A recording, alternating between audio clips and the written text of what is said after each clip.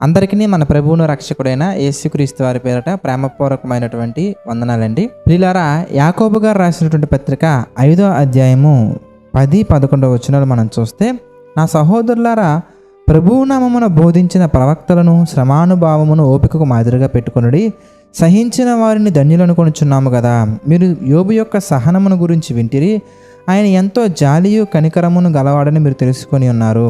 ప్రియులారా, మనం కొన్ని సందర్భాల్లో మనకు వచ్చినటువంటి సమస్యలను బట్టి, మనం ఉన్నటువంటి పరిస్థితులను బట్టి, ఇంకా నా వల్ల కాదు, ఐ కాంట్ బేర్ అని చెప్పేసి మనం మాట్లాడుతూ ఉంటాము. ప్రార్థనలు అవసరతలు కూడా అలాగే చెప్తూ ఉంటాం. బ్రదర్, ఈ అగ్ని వంటి శ్రమలో నుంచి నేను బయటకు వచ్చేలాగా నా కొరకు ప్రార్థన చేయండి బ్రదర్, నేను భరించలేకపోతున్నాను బ్రదర్, సహించలేకపోతున్నాను బ్రదర్ అని చెప్పేసి మాట్లాడుతూ ఉంటామండి.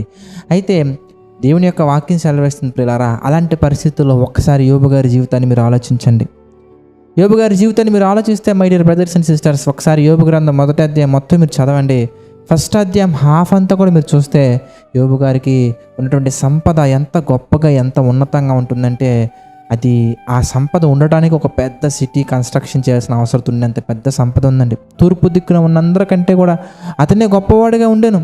అయితే అలాంటి వ్యక్తి జీవితంలో వచ్చినటువంటి శ్రమలు ఎంత కఠినమైనవయ్యా అంటే, మరి అతనికి ఉన్నటువంటి ఎడ్లు కానీ, గాడిదలు కానీ మొత్తం కూలిపోయింది, సర్వనాశనం అయిపోయింది అనే వార్త వింటూ ఉన్నప్పుడే మరొక వార్త, ఆ వార్త కంప్లీట్ అయ్యేలోపే మరొక వార్త, ఈ వార్త కంప్లీట్ అయిపోయేలోపే మరొక వార్త. కొద్ది క్షణాలలో ప్రియులారా ఎలా అయిపోయిందయ్యా అంటే, ఒకప్పుడు గొప్పగా రిచ్ లైఫ్లో ఉన్నటువంటి యోబు గారు కాస్త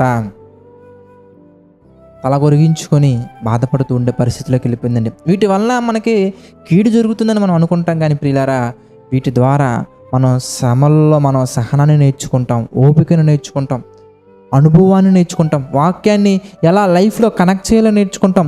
మన జీవితంలో ఏదైనా పొరపాట్లు జరిగి ఉంటే కనుక ఆ పొరపాట్లు ఎక్కడ జరిగాయి, ఏ విధంగా జరిగాయని తెలుసుకుంటాం. అన్నిటికంటే ముఖ్యంగా my dear brothers and sisters, మనతో ఉన్నటువంటి వారు, మనతో ఉంటున్నటువంటి వారు నిజంగా ఉండేవారెవరు, నటించేవారు అనే విషయం మనకి డీటెయిల్డ్గా మనకు అర్థమైపోద్దండి. మనతోనే ఉంటారు, మనతోనే మాట్లాడుతుంటారు, మనకే నీతులు చెప్తూ ఉంటారు, మనల్ని ప్రోత్సహిస్తున్నట్టుగా ఉంటారు.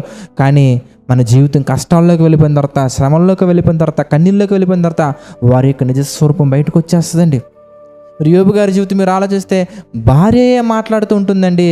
ఏమంటే, ఇంకా నువ్వు యథార్థతను వదలకు ఇందువా, దేవుణ్ణి విడిచిపెట్టు అని ఆమె మాట్లాడుతుందంటే, మేబీ ఆమె బాధలో ఉండొచ్చు, ఎలాగైనా మాట్లాడుండొచ్చు, కానీ అలా మాట్లాడేది కరెక్ట్ పని కాదు ప్రియులారా. ఎందుకంటే దేవుని వల్ల మనం మేలు అనుభవించుదుము, కానీ దేవుని వల్ల కీడు అనుభవించుదుమా? ఏమండి, యోబు గారు ఒక ధనవంతుడిగా ఉన్నప్పుడు, ఒక గొప్ప వ్యక్తిగా ఉన్నప్పుడు, మరి అతను తూర్పు దిక్కున అందరికంటే కూడా గొప్పవాడుగా ఉన్నప్పుడు, అతను చుట్టూ ఉన్న వారందరిలో కూడా ఎవరు కూడా యోబు గారు కష్టాల్లో ఉన్నప్పుడు వచ్చినట్టుగా మనకు కనిపించదండి. నీ జీవితంలో, నా జీవితంలో కూడా ఈరోజు అన్ని ఆనందమైనటువంటి జీవితం ఉంటే, అన్ని ఆనందమైనటువంటి పరిస్థితుల్లో ఉంటే, మనతో ఉండేవారు ఎవరో మనకి ఎలా అర్థమవుతుందండి? అలాగే మన జీవితం అనేది ఆత్మీయతలో కట్టబడాలంటే ఎన్నో మెలకువలు మనం తెలుసుకొని ఉండాలి. ప్రార్థనలో మెలకువలు తెలియాలి, వాక్యంలో మెలకువలు తెలియాలి, ఆత్మీయ జీవితంలో, ఈ ఆత్మీయ ప్రయాణంలో ఎన్నో మెలకువ ఇవన్నీ కావాలంటే ప్రియులారా, మన జీవితంలో ఇలాంటి శ్రమలు అనేవి తప్పనిసరి. అందుకే పేతురు గారు రాసిన పత్రికలో మనం చూడొచ్చు, నేను అంటారు, ఇదిగో నశించిపోవు సువర్ణము అగ్ని పరీక్ష వలన శుద్ధపరచబడుచున్నది కదా. బంగారంలో ఉన్నటువంటి నశించిపోయే తత్వం అనేది కనిపించకుండా పోవాలి అంటే, మేలిమి బంగారం బయటికి రావాలంటే, ద గ్రేట్ షైనింగ్ అనేది రావాలంటే అది అగ్ని పరీక్షలో వెళ్ళబడాలి. అదేవిధంగా నీలో ఉన్నటువంటి క్యారెక్టర్, ఒరిజినల్ క్యారెక్టర్ అనేది తెలియబడాలంటే నీవు కూడా ఇలాంటి శ్రమల్లో వెళ్ళగలగాలి. ఒక్కవేళ కనుక నువ్వు ఈ శ్రమల్లో పడిపోక నిలబడగలిగితే, కొద్ది దినాలకే, మేబీ కొద్ది సంవత్సరాలకే మన జీవితం ఎలా మారిపోయిద్దయ్యా అంటే, యోబు గ్రంథం మనం చూద్దామండి. 42వ అధ్యాయం మనం చూస్తే, మరి అన్ని శ్రమలు అనుభవించినటువంటి యోబు గారిని మాదిరిగా పెట్టుకోమంటున్నారు. ఎందుకంటే శ్రమలలో, కష్టాలలో, కన్నీళ్ళలో, కలవరపడే పరిస్థితుల్లో పడిపోకుండా నిలబడగలిగితే గనక, యోబు గ్రంథం 42వ అధ్యాయం 12వ వచనం మనం చూస్తే, యెహోవా యోబును మొదట ఆశీర్వదించినంత కంటే, సచ్ ఎ గ్రేట్ న్యూస్, మొదట ఆశీర్వదించినంత కంటే మరి అధికముగా ఆశీర్వదించను. అధికమైనటువంటి మేలు పొందుకోవాలని చెప్పేసి మనం మాట్లాడుకోవటం కాదండి. ప్రభువా, నా జీవితంలో రెట్టింపు ఆశీర్వాదాలు ఇవ్వయ్యా, అధికమైన మేలు దయచేయని మనం ప్రార్థన చేయటం కాదండి.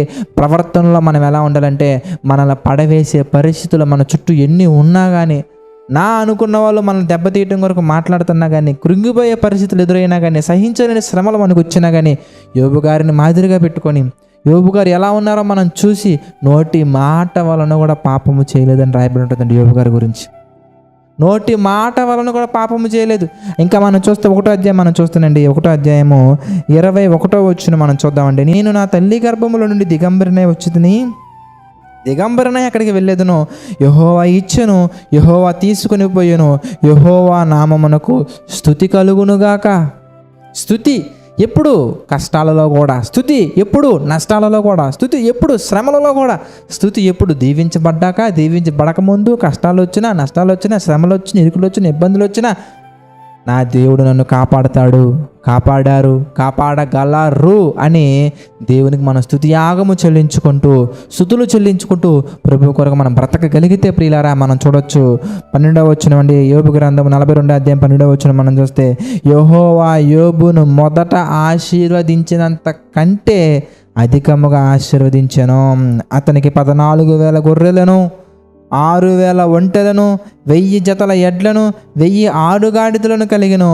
మరియు అతనికి 7 కుమారులను 3 కుమార్తెలను కలిగిరి.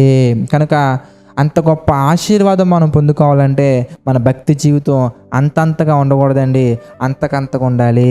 అంతకంతకు వర్ధిల్లాలి కానీ అంతంత మాత్రంగా ఉండకూడదు. కనుక ప్రియులారా మనం అంతకంత రెట్టింపు దీవెనలు మనం పొందాలంటే మనం ఏం చేయాలంటే శ్రమల్లో కూడా స్తుతించగలగాలి, శ్రమలను సహించగలగాలి, ప్రవక్తలను మనం మాదిరిగా పెట్టుకోవాలి. అందరికంటే ముఖ్యంగా యేసుక్రీస్తు వారిని మాదిరిగా పెట్టుకొని గురి యొద్దకు మనం వెళ్ళగలగాలి. అలా మనం వెళ్ళగలిగితే ఎన్నో మేలులు, ఎన్నో సూచక క్రియలు, ఎన్నో అద్భుతాలు మన జీవితంలో చూస్తాము.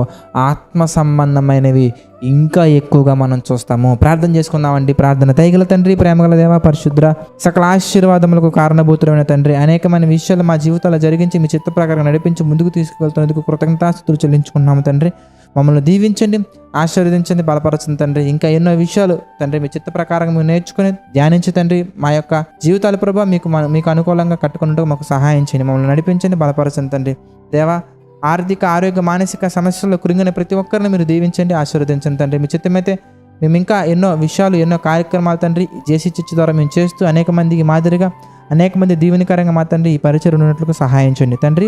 సమస్త మహిమ ఘనత ప్రభావాలు మీకే చెల్లించుకుంటూ ఈ పరిచర్యలో మా తండ్రి పాలిభాగస్తులు అవుతున్న ప్రతి ఒక్కరిని మీరు దీవించమని, ఆశీర్వదించమని, బలపరచమని మా ప్రభువును రక్షకుడైన యేసుక్రీస్తు వారి పేరిట ప్రార్థన అడిగి వేడుకొనుచున్నాము తండ్రి. ఆమేన్. అందరికీ వందనాలండి. God bless you all.